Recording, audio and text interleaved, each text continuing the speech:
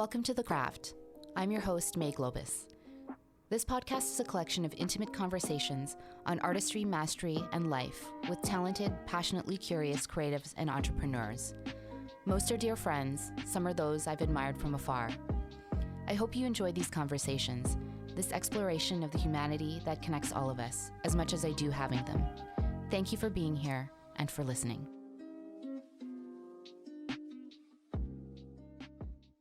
Michael Leckie is a Renaissance man. This thoughtful architect has a vast range of talents and passions. Everything that he does is intentional, with great care for detail and with his curious nature.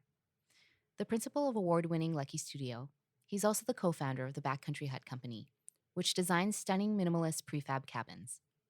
Michael also spent years playing semi-pro squash and once spent 5 months surfing the Baja, living on a beach in a van.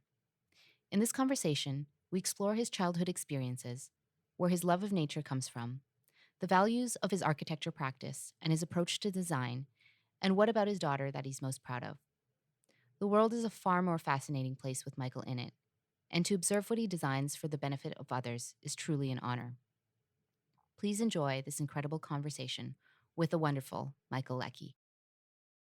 Michael, welcome to The Craft. Thanks, May. Great to see you. I know, it's so wonderful to see you. It's been a while. It has been a while, and a lot's happened in the world since the last time we talked. I know. Our last deep dive was, I think, a year and a half ago, we were just saying. Yeah, that's right. That's right. Yeah. Well, I love to connect the dots on how I met guests, and we met at our mutual friend Roy Yan's wedding, and Roy's going to be an upcoming podcast guest as well. But yeah, it was pretty amazing, and I think that we connected more so on the last day. I remembered you were an architect, and I was still working at Rennie at that That's point. right. Yes, yeah. And I think I extended an art invite, and the rest is history. And now we're friends. Here we are. Yeah, Here we are. Yeah. So one of the things I admire most about you is your immense curiosity, and also, your intentionality. But we can get that, to that later. But I imagine that you were very curious as a child. So tell me about growing up. Your parents. You grew up on the East Coast, right? I grew up in Toronto, sort of Yes. just on the edge of North Toronto and North York. It was, I like thinking back on it, it was a rather, plain urban / suburban Canadian childhood. Probably captured well by the work of someone like Douglas Copeland in Souvenir of Canada, this idea about the unconscious Canadian identity that, there were certain commonalities in this sort of suburban life that became touchstones of a generation in a way. We spent a lot of time roaming around, exploring construction sites as kids, the smell of cut plywood and fresh concrete. And it was sort of equal parts kind of urban in a way. I went to high school downtown in the center of the city in the annex. And so that was a bit of a commute from the time I was 11 onwards. But then I was fortunate also to spend a lot of time in nature. And the interesting thing about that is for all the time that I spend in nature now and the affinity that I have for spending time in nature that I've had since I was a young child, I have never really spent much time in nature with my parents. We've never been camping. We've never really been hiking. So all of that, I think, actually came from, I would like to think, a kind of thoughtful series of experiences that they created for me, even though it might not have been things that resonated with them. So these would have been things like, Boy Scouts, summer camp.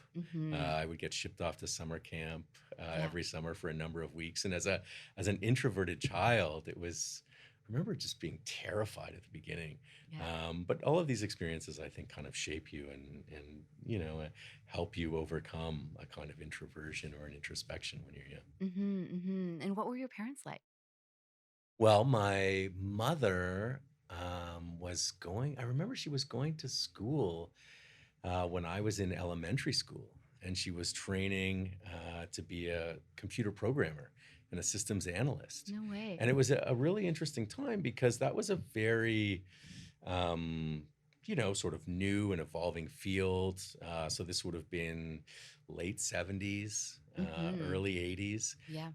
And she had immigrated from Poland and had a very challenging um, childhood growing up. And it really, she was very quick to put things into perspective for me whenever I would complain about something, Mm-hmm. how privileged an upbringing.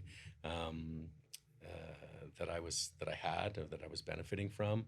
Her father had lost both his legs in the Second World War Wow. as part of the resistance in Poland, and she had several siblings, and she managed to flee the country, and she met my father. He was in law school teaching English in the evenings, Mm. and so he was a lawyer. He worked in corporate law, but he would be the first person to tell you that that was not his calling.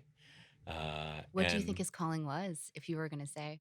well, I've talked to him about it, and I think he would be best suited as a teacher. Well, it's probably immaterial what I think, but that's what he would say. Mm-hmm. And he's wonderful and kind and generous with his time and patient.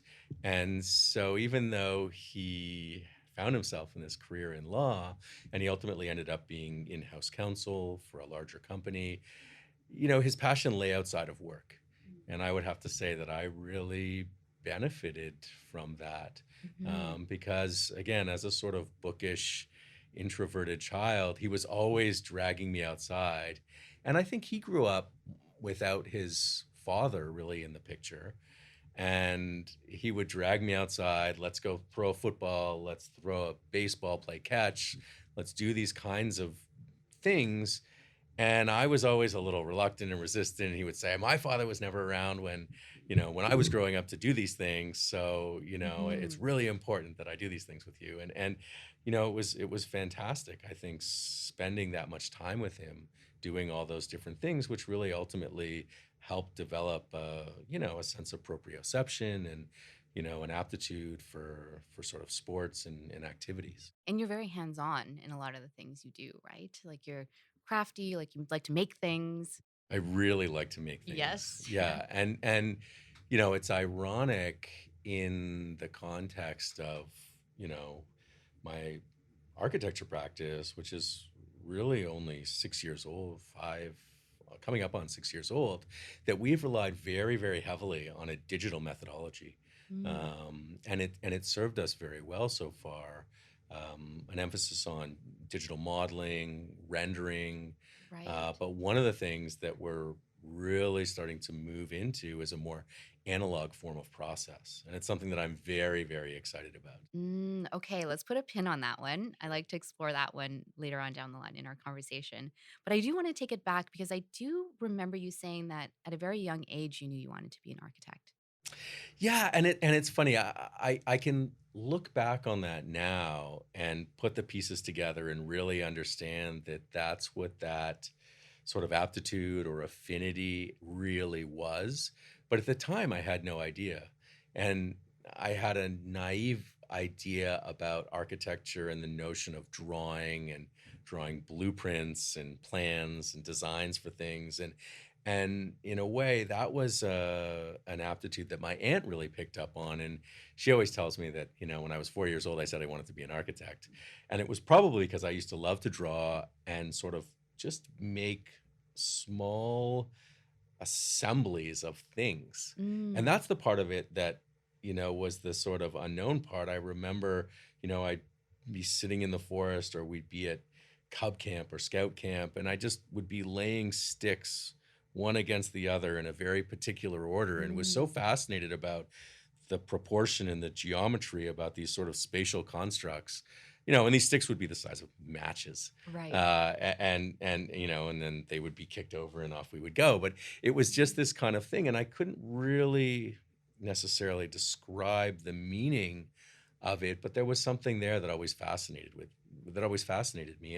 And maybe at that time it might have been more in the vein of Andy Goldsworthy's kind of installations in terms of gathering and examining patterns and textures in nature and how these things Mm, kind of went together, and the sort of structures that are inherently found In in the nature. world of Yeah. nature. Yeah. Mm. And you've had such an interesting path. So I'd like to explore that. We were discussing beforehand, you played semi pro squash. You Yes. Yeah. Yeah. which we definitely should get into. But you also worked in forestry project management, I remember. And you lived in a van on the beach in Baja for 5 months surfing. And I believe you were in Greece as well doing an architecture internship. Was that Yes. Greece? Yes. All of those things Yeah. are true. Yes. And then working at firms in both Canada and Europe. Are you a follow your heart kind of person?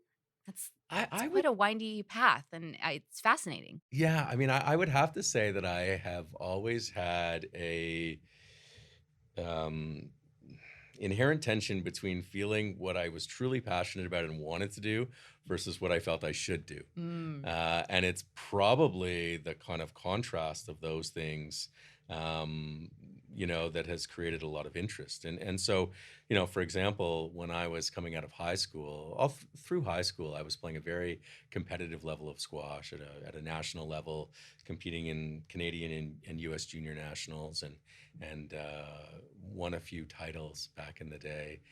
And as a result of that, I was fortunate to travel a lot, in my sort of early mid teens. And that was a really interesting and eye opening experience. And at the time of transition from high school to university, I was at that time really interested in studying architecture. And to make a long story short, I had been being recruited to go down and play squash at American Ivy League schools, and in the end, financially, the whole thing sort of fell through. And so when it came time to pick a school, the two options that I had left on the table were University of Toronto and University of Western Ontario, largely because those were the only two schools that you could play a very high level of squash and stay in Canada. Mm. And U of T had an architecture program. University of Western Ontario didn't. And U of T, the University of Toronto School of Architecture was, probably 5 or 6 blocks from the University of Toronto schools where I went to high school. And the thought of spending another 5 years, because I had just spent 5 years in that one location downtown, another 5 years in that same neighborhood was, what wasn't appealing to me. And so I sort Mm. of followed, my passion for squash at that time, and had a really great experience competing in the NCAA Squash League throughout my time at Western. But the downside was there was nothing in terms of academic programming for me that resembled anything creative. Mm. Um, and of course, with an interest in the natural world, I found myself in biology.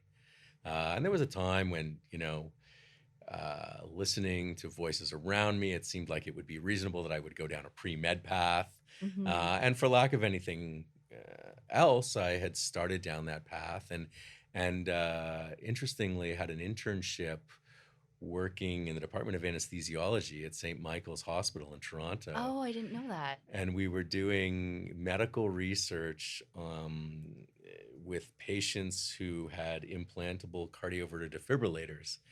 And we were researching the effect of the anesthetic propofol on heart function. And Wow. so the summer that I spent doing that was a real eye opener into spending time in a hospital setting and what it was like to do that kind of work, and very very eye opening. Mm. And I had looked at other career paths as well coming out of biology. My final studies at the University of Western Ontario were, or now Western University as it's known, were in genetics, Mm. genetics and philosophy, and that part was enormously fascinating for me. It was the spatial thinking and the speculation in terms of designing experiments about what was happening geometrically at a molecular level was really really fascinating. Mm. But as I spent more and more time in the lab, I realized that it was the intangible quality of always imagining something that you could never touch, Right. that really made me realize that that wasn't the path for me. Mm-hmm. And Because you're so, tactile, aren't you? yeah, yeah, Yeah. absolutely. Yeah. And so it was,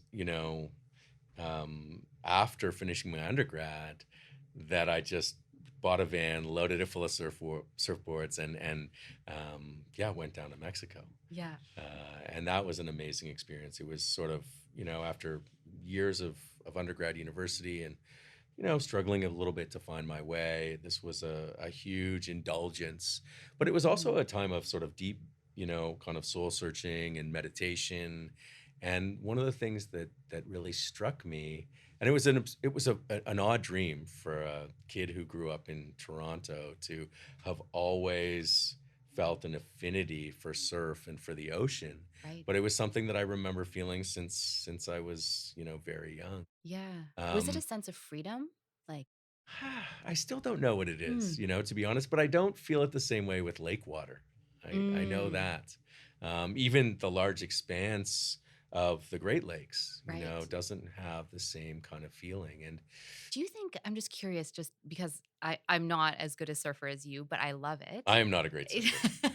But there's something unpredictable about the ocean and being in it and having to uh, sort of surrender to it A- because you can't predict it at all, and so you just kind of roll with the punches, roll with the Absolutely. waves. There's something incredibly humbling Hmm. about the power of the ocean. And, you're constantly reminded of it when you're in the water, at various points, and hopefully not in an overly severe way. Yeah. But there is something that really forces you to be grounded in the moment, paying a lot of attention, and yet also incredibly relaxed and in tune with the natural surrounding. Hmm. I think I'm, absolutely most at home in the ocean, and in the forest. And again, very odd thing for, a person who grew up in the city Yeah. to Yeah. feel.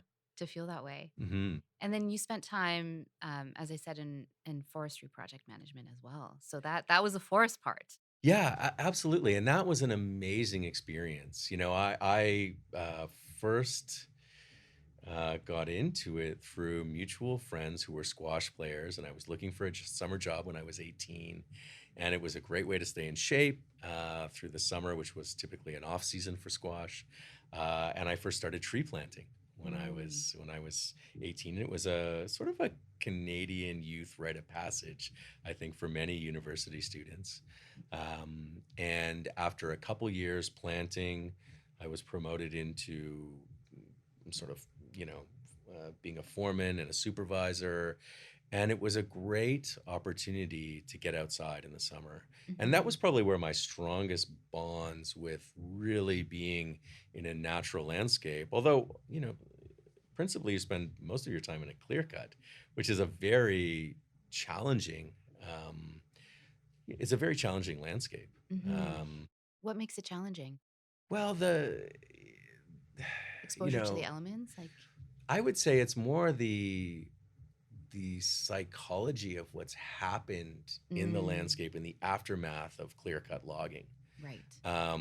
And a lot of these areas which were licensed as tree farms, they would be monstrous clear cuts as far as you could see. Uh, and then, I ended up doing that for almost 10 years from the time I was 18 until I started my Master's of Architecture at UBC. Hmm.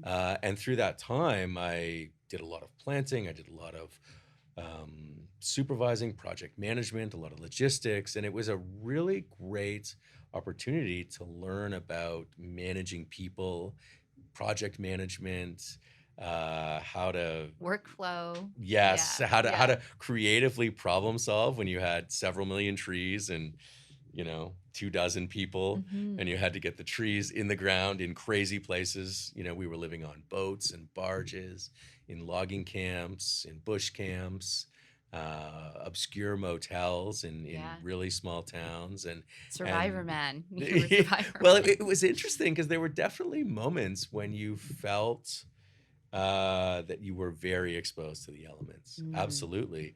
And there was also kind of a meditative, contemplative aspect to the work because you would largely spend, you know, hours on end, 8, 10 hours a day by yourself or with a single planting partner, very, very focused, Mm-hmm. and it was piecework.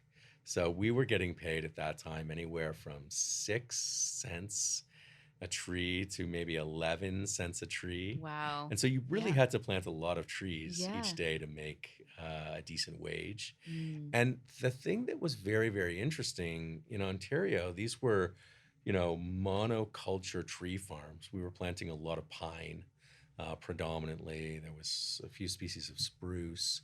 And then as I had the opportunity to um, experience and work in other provinces, which was one of the things that was really great.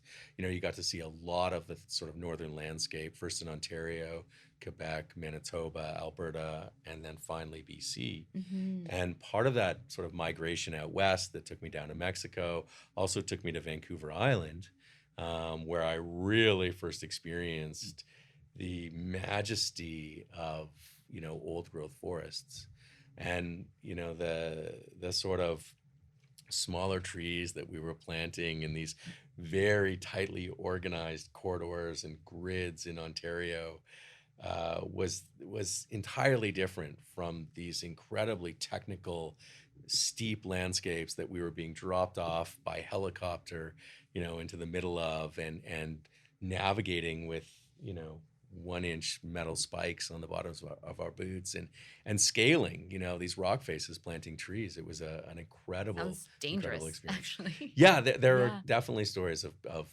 people getting very badly injured, Mm. but it was an extremely sort of exhilarating segment of the profession, and through that experience in silviculture and learning other parts of the sort of complexities of forest maintenance. I did some brush saw spacing, some chainsaw spacing contracts. There was creek clearing, there was slash burning. You really got to really spend a lot of time in these remote landscapes and these Mm. amazing landscapes. And through that period, I really developed a love for Vancouver Island. And Did it I'm feel like home when you saw the trees here? Like you say the majesty of trees, the trees here. Yeah, there's something that's so compelling about, and I don't know, maybe it's because it feels like a kind of primordial landscape, or maybe primordial is not the right word, but again, it's about providing perspective. When you see a tree that is 1,000 years old, Mhm. um, and also the understanding of seeing a tree that was 1,000 years old that was cut down, and extracted and harvested, and especially when you understand, um, I think a lot of the challenges that happen in the forest industry here, in the sense that in BC we export a lot of raw logs, rather than engaging in manufacturing to actually do something with those materials. It Mhm. really is a sort of a third world economic model. Mm. And then when did architecture really come in for you? You went to did you go to Greece or did you go to Europe first? No, I had decided there was a grant opportunity that was being offered to people who'd spent a certain amount of time in the forest industry. And I think really the grants were re-education grants for people who at that point were sort of lifers. Mm. People who at that time I would have been in my mid 20s, and I think they were intended for people who were much older, but I and a number of my friends had qualified for these re-education grants, and it was the perfect opportunity to finally go to architecture school. And so that's what I did, and it was really Mm. studying architecture. And ironically, I was faced with the same old dilemma: do I go to the University of Toronto Architecture School again now, 8 years later, or this time do I go to the University of British Columbia, because I had been living out west, for a number of years at that time, and living out west, really living in the landscape, spending the majority of my time outside in a kind of nomadic lifestyle, a number Mm. of years living in my van, sort of between contracts, and it was probably that period, which I think was about 3 or 4 years of not really having a fixed address, of being Mm. mobile, that I think cemented my sort of affinity for spending time outside. And I think it's really interesting. I have these conversations with my daughter, who's 13. She loves watching horror movies, and this idea that nature is a frightening place or a scary place. The idea that forests are where spirits They live, live, and yeah, and monsters. yeah, Yep. and I would never suggest that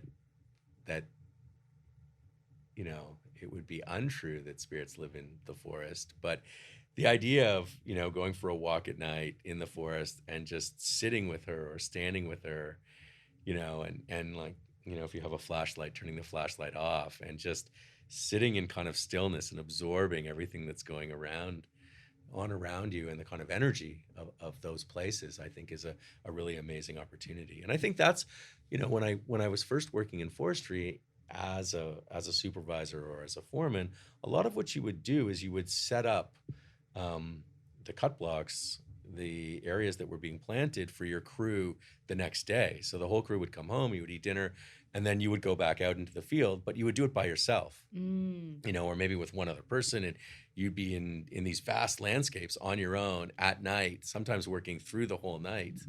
And you really, I think, come to terms with being out It's very in those solitary, environments. Yeah, sounds like. Yeah. absolutely. Yeah. Yeah. Yeah. So does Nova love nature as much as you? I think so. I'm optimistic that she will. We certainly have made a point of spending as much time in nature as we can. Yeah, Yeah. yeah. You and Miranda both love nature, which is Yeah, great. absolutely. Yeah. And and Do you guys still have your mushroom club?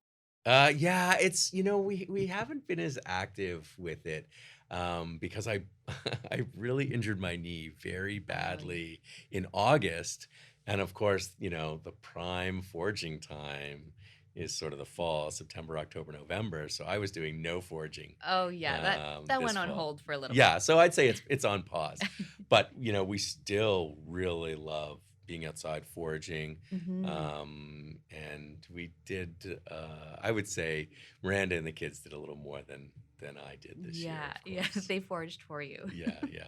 And so then I do remember reading somewhere that a mentor once told you that it's time to open your own practice when it becomes intolerable to work for someone else. And so 2015, you opened up your own studio, Leckie Studio. Yeah, 2015, I opened up Leckie Studio, but it was actually 5 years prior, 6 years prior, in 2009, that I started independent professional practice. Mm. And I had a previous practice with a former business partner, and we were doing primarily houses at that time, and neither of us were registered architects. And we were really just kind of finding our way.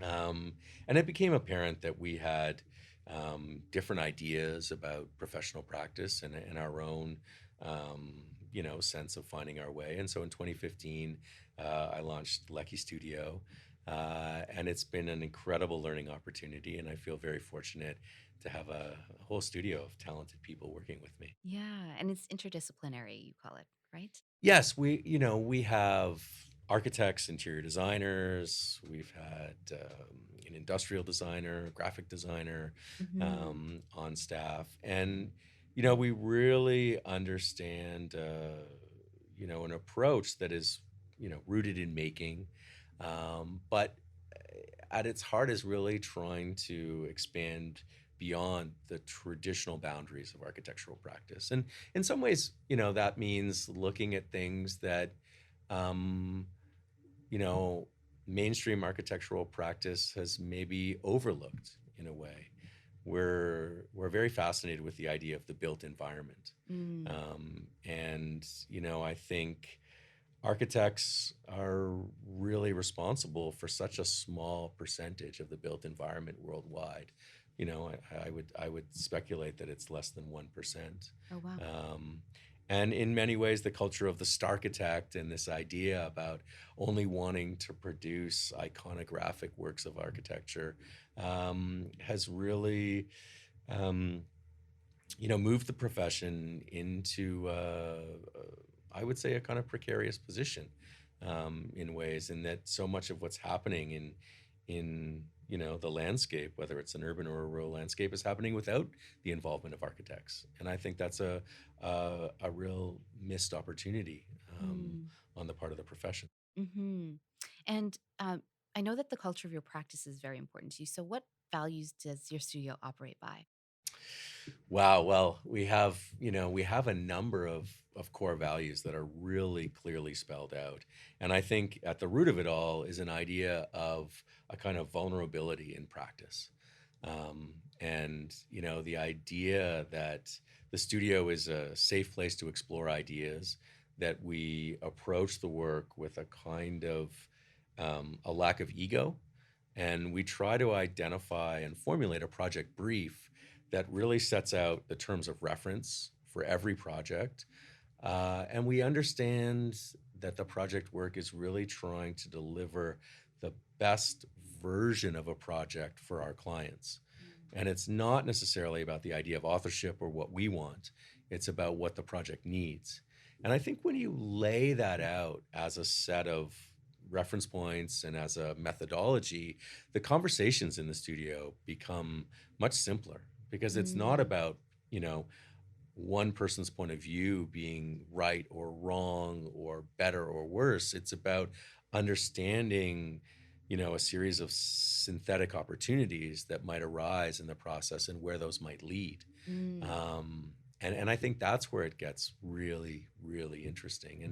And my goal is modeled after a couple of studios that I've been very fortunate to work in, and that I, or even some perhaps that I have admired from afar. But the idea for me of an ideal studio would be that you would have a group of people that were working together for decades, and this kind of phenomenon of a collective consciousness that develops from that form of sort of close knitted work or closely knit working relationship, because Mm. so much of creative process is about the idea of trying to communicate ideas within the team, and mobilize and explore and develop a sort of project. And if you imagine this idea of fidelity, and sometimes fidelity is a lack of fidelity is where happy accidents happen and interesting things kind of evolve. But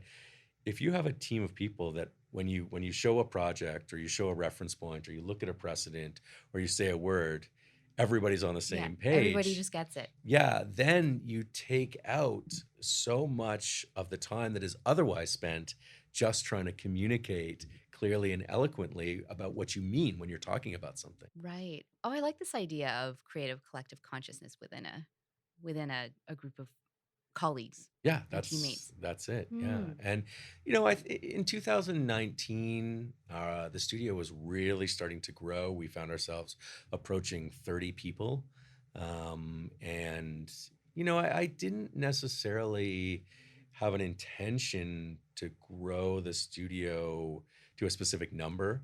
I had always felt. That 16, 18, 20 was an interesting number because it allowed you to take on projects of a certain size and scale. It allowed you to take on a certain number of projects at a specific time, and probably most importantly, it allowed us to have enough bandwidth that we could have some margin for play. Mm. And I think one of the things I noticed when, the practice was very small, it was just myself and a few people, is that we were always running, you know, flat out to meet every single deadline. And it was very, very challenging. And Hmm. perhaps that's an artifact of ambition. But I have noticed that, as the studio has grown, some more of that bandwidth can be freed up for, exploration, research, diversion, these kinds Right. of things. Right. Yeah. And I know that we've talked about this before, but you're very supportive of female architects, and you've got I think you have quite a few on your team. Yes, we're very mindful and intentionally trying to create a workplace that has gender parity, and it's not easy. And I think we're focused on ideas of diversity and inclusion. Also, not easy in the profession of architecture. And so these are things that we're mindful of. Hmm. Um, I think the idea, just to finish the thought that I was saying a minute ago, is that in 2019, the practice was growing to approach 30 people, and I realized it was really getting too big for my own comfort level. And prior to COVID, I had a sense of scaling the practice back down to what felt like a more manageable level. And so right now we're in and around the 18 person Okay. level, Yeah. and that feels a lot more manageable. It means that we say no to a lot of projects, Hmm. um, but in doing so, I think it forces us to be more rigorous about only taking on projects that are a true reflection of our core Right. values, and working with clients that share those values, or at least value them, in what we bring to a project. Yeah, there's much more alignment. Yeah, yeah, Mm. And you were saying earlier, when we were not recording, that you're bringing analog back into your studio. Can you tell me more about that? yeah. And I think that this this is rooted in certain aspects of my own, kind of personal preoccupations and fascinations. The first 5 years of the practice, we've been very heavily reliant on a digital process, a lot of 3D modeling, virtual modeling, rendering, and that process has served us very well. But the tools that you use to explore ideas, have a direct influence on the manner in which you engage the ideas and develop work. And for quite a while now, I have really wanted um, to bring some more analog tools. So really, more hand drawing. Many of the architects in this that I work with in the studio, including myself, really love sketching, but also model making, and the idea of making study models, making presentation models, conceptual models. And I'm really excited. In May, we're moving the studio to a new studio space, Oh, congrats. Where are you moving to? um, Yukon and Seven.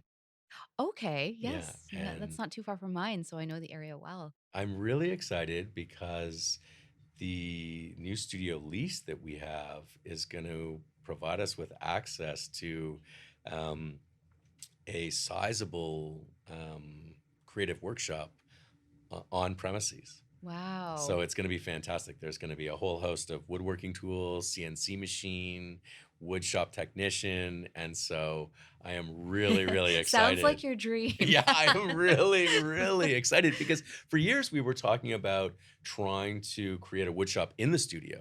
But there's a huge capital investment in materials and then someone to run it. And it's very, very challenging, not to mention finding the right zoning and space that Hmm. would accommodate that, and insurance and all the rest. So this is a really fantastic opportunity. And I would say, in this is also reflected, I think, something, in myself, as I've been really exploring, these kind of ideas of analog culture.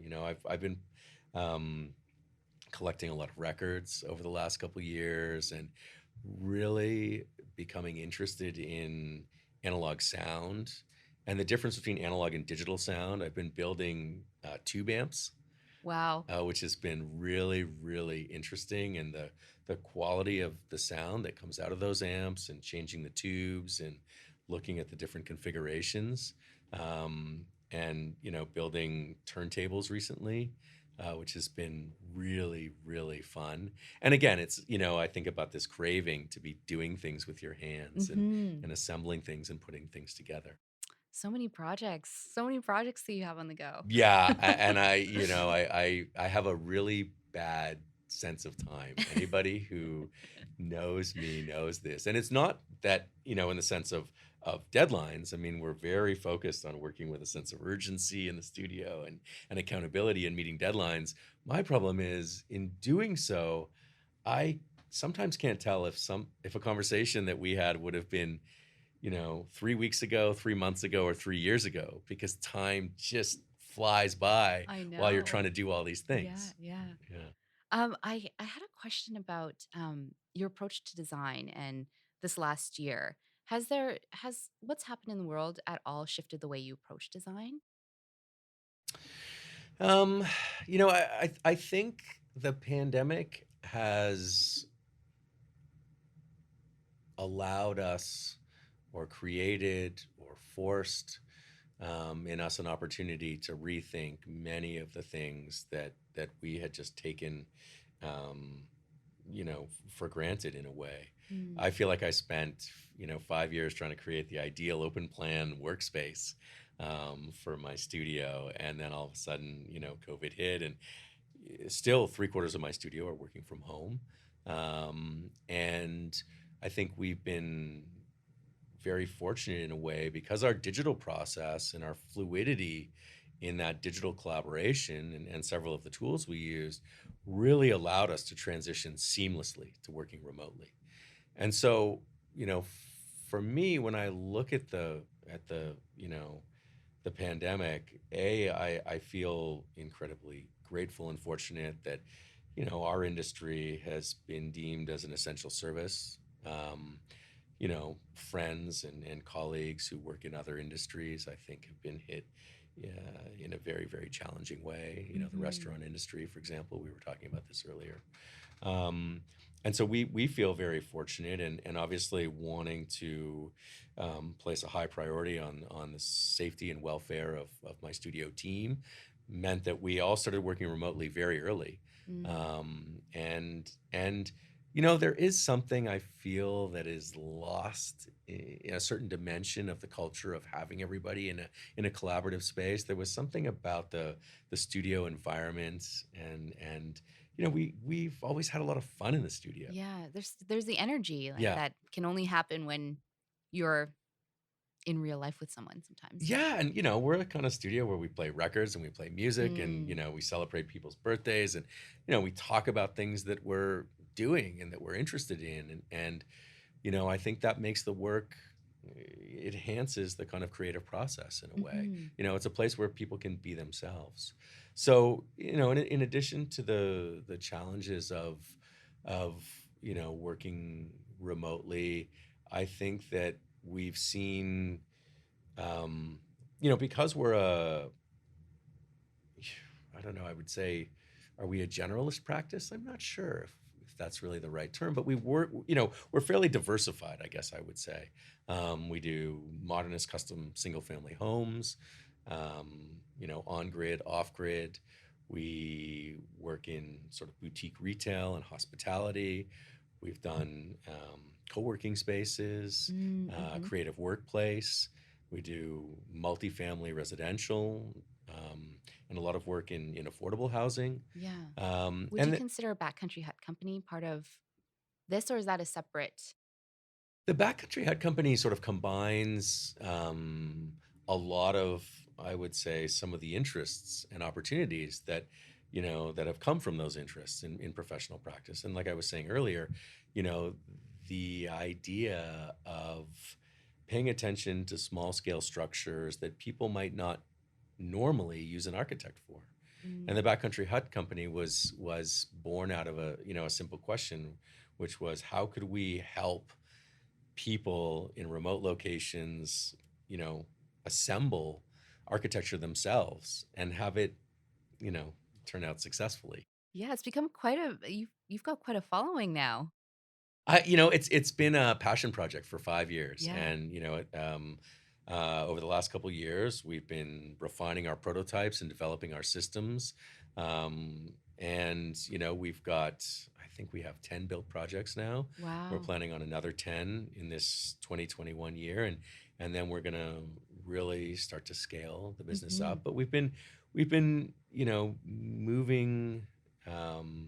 Very intentionally and carefully, and field testing our prototypes, and it's been an amazing experience. Mhm. They're beautiful. No, thank you, Yeah. thank you. I think one of the things that is interesting about that, is that uh, part of the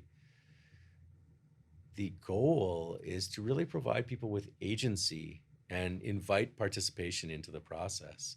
And so much of the work that we do in the rest of the practice, the Leckie Studio work, is so intentional and focused and crafted, that with the Backcountry Hut Company, for me, it's been a real process of, if you're going to invite people in to participate and have agency in the design process, and you're going to give them the tools to build something themselves, Kind you of have to can't, let it you go. have to let it go. And it hasn't been easy, I have to say.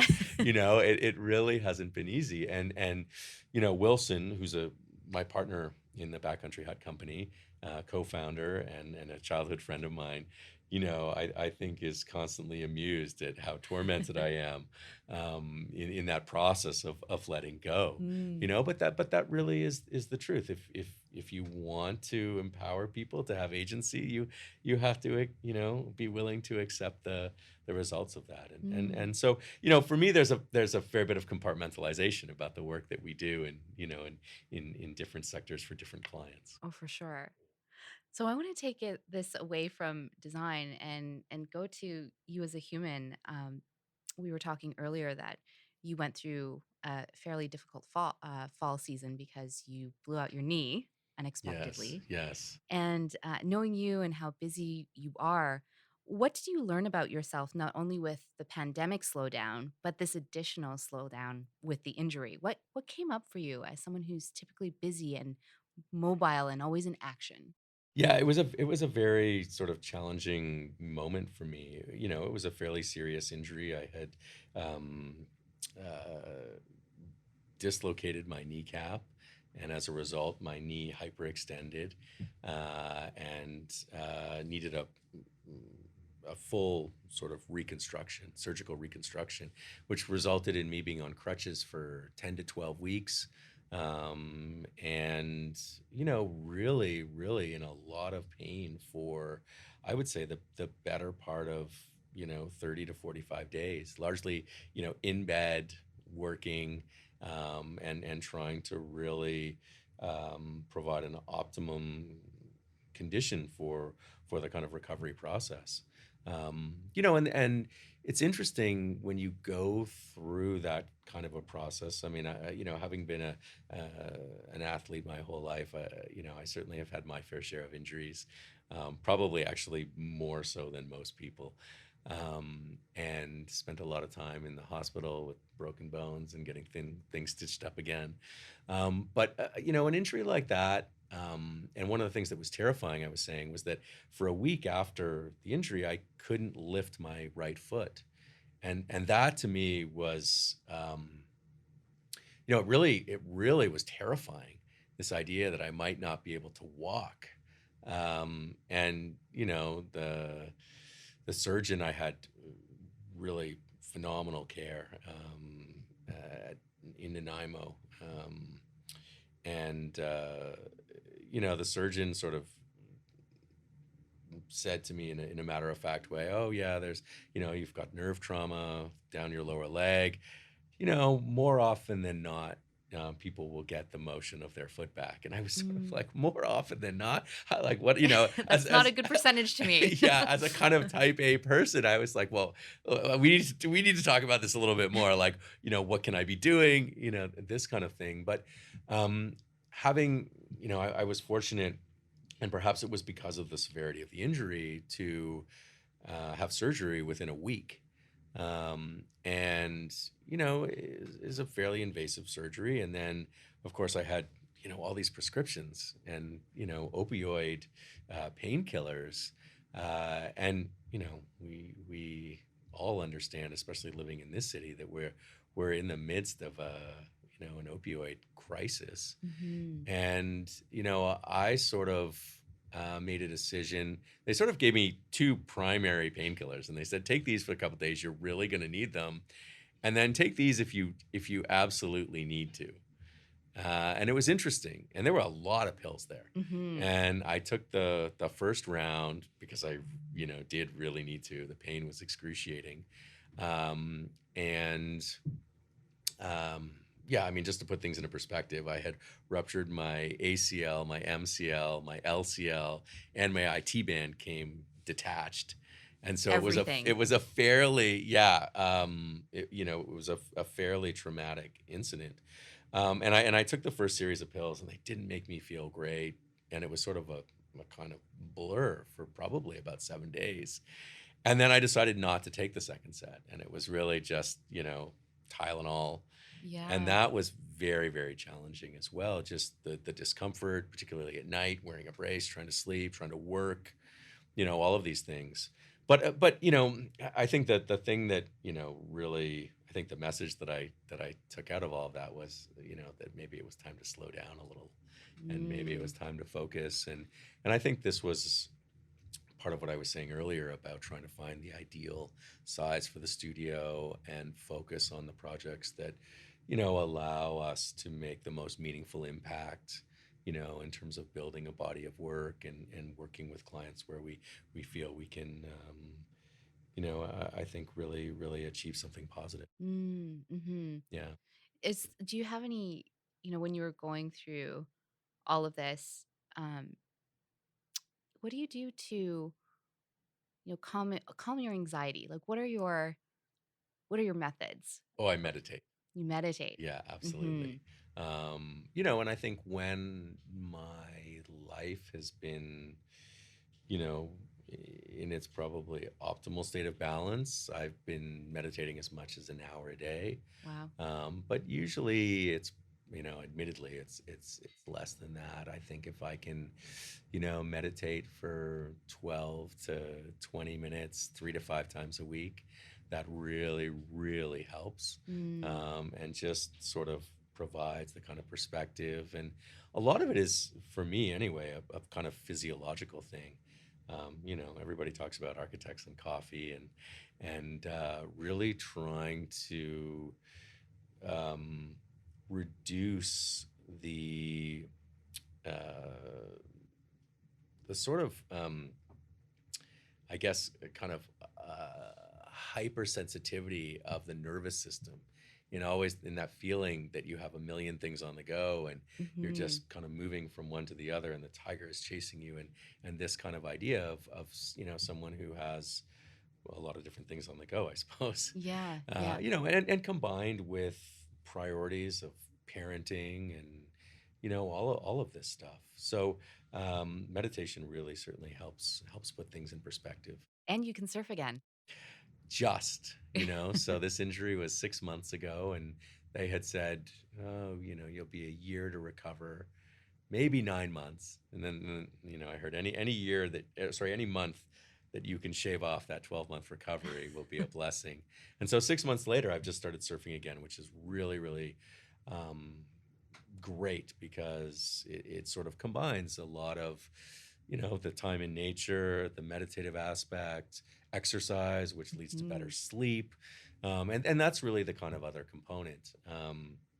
You know, Meditation, exercise. Exercise has always been a key one for me. Mm-hmm. But of course, you can easily go back to the four pillars and talk about meditation, exercise, nutrition, and sleep. And Yeah. when you get all of those things totally Optimal. balanced, You're it's amazing. superhuman. Yeah, it is so hard to do, though. It's so hard to do. Well, I have to give you and Miranda a sound healing session Oh, that sometime would be soon, great. and the kids too. Yeah, that Yeah, would be yeah. amazing. Actually, kids really respond really well to sound healing. So, Yeah, well, I've actually, Nova has been to a sound bath with me before. oh yes, you Yeah, you have told yeah, me yeah, this. yeah. Yeah. And so yeah, very much aligned with Oh, what you're doing. I think let's it's do it. fantastic work. It's been really a wonderful experience getting into it. Yeah. We could take that one offline because this is Okay. about you. Um, I'm just mindful of the time, just because I know that you're very busy, and this question is actually about Nova. Um, as a father, what are you most proud of in terms of her personality and how she sees the world? Oh, geez, that's a great question. I mean, I would start that question by saying, um, you know, to be the father of a daughter is such an amazing opportunity, and it really, affects the way you understand the relationship between male and female gender and energy. And I've learned so much, just through that process of raising her to this age. I mean, 13. We're only at that point. I'm sure there's a lot of challenge on the Oh, they're horizon. coming. But I think I'm very, very proud of the fact that she has a very open mind and that she's very curious, and that she has a kind of calmness which I really appreciate. And she has a what I would hope or would interpret as a very kind of strong sense of self. She's not caught up in you know trends or what messages that are coming from media. She seems very grounded, and it's really wonderful to see. And that may change. Ebb It and may ebb and flow. flow over Hmm. time. But she started high school this year, and it's a very strange time to start high school. I think about my earliest memories of high school, and again, I was a kid that was very introverted and probably suffered from some social anxiety, which is funny because everybody always thinks I'm an extrovert, which I'm not. I've just somehow been in this position of Hmm. constantly having to talk to people and lead and rally people, but I find it enormously draining. And I remember going off to high school and literally having panic attacks, Mm. at the enormity of it all. And I think she's doing really, really well, and I'm so delighted to see the way that she's kind of adjusting and now starting to have her own kind of interest and develop her own sensibility. She came to me last year and said, for my genius hour project, I want to study lucid dreaming. Wow. And I thought, this is amazing. I didn't even know what lucid dreaming Yeah. was when I was 12 years old or 13 years old. I have a story for you after we shut off the recording, sort of related to lucid dreaming and astral projection. So, anyways, um, One final question for you, Michael. With what you do, what is that you want to leave behind in this world? Ooh, that's a good question, and it's something actually that I really do think about. I think about that as an architect. I think about that as a parent. I think about that as a partner in a relationship. And I think it's possible to answer that question in a number of different ways. I would say, as a parent, and I say this to Nova, my role and responsibility is to help her find her place in the world, and show her what I've learned about the universe or the world, from a kind of humble perspective, and ways that I've been able to find my place in it, and hopefully teach her what I've learned, and let that inform her the development of her own attitudes and opinions and journey in Mm. that way. To answer that question, um, from a relationship point of view, I think it's about finding someone to share the joys of kind of existence with, and whether it's travel, music, creation, or even just a cup of coffee or a walk, in the forest. From a professional point of view, I think it's in some ways a little more challenging. Um, I think that architecture, because of its time scale and in many ways its permanence, you tend to really think about what you're doing. There's also a huge investment in the creation of architecture, not just in from the point of view of the architectural team, but from the point of view of the clients and the builder, the collaborators, and unifying everybody towards a kind of common goal. So inherently, you want the work to be meaningful, um, Mhm. because you really are trying to rally a huge number of people towards its production. And so I think the idea would be that if we were to put it on the scale of buildings, is to create buildings that bring a sensibility and a beauty into the world, and to create buildings and places that are loved by people, And I think ultimately that is, what's meaningful in the practice of architecture. And that can occur across many different types of project and many different scales. Mm. Well, I look forward to continuing to see what you put out in the world and Thank you. having more of these conversations. It's been so long. Yes, it has. It Yeah. has. And this is one of the, I think, where I notice the biggest challenge in the kind of pandemic is, again, as someone who's more introverted and probably tends to work a lot. It's easy for me to keep my head down and be working and, and sort of going about my, pursuing my various indulgences and diversions. But I really do find that I miss the kind of social interaction, even just the catching up with friends and hearing what people are up to. And Yeah. I think that is maybe one of the things that social media, when it's used effectively, can do. Mm. You actually can stay in touch with friends and understand what they're doing and help reach out and celebrate their moments. And I was saying this when we started talking today that, when I saw that you launched the craft, I immediately reached out and said, "Oh my God, congratulations! This is so Yeah. great!" Yes. And Thank so, you. maybe the internet can be more than just a giant shopping mall, and social media can be more than just constructed mechanism for FOMO. Yeah, it can I'm be optimistic. intentional too. I'm I'm optimistic. optimistic as well. Yeah. Thank you so much for your time. Oh, you're Always a very welcome. pleasure. Thank you. If you enjoyed that last conversation, be sure to check out more episodes of The Craft on Spotify and guest photo galleries on the website at wearethecraft.com. Thanks again for listening.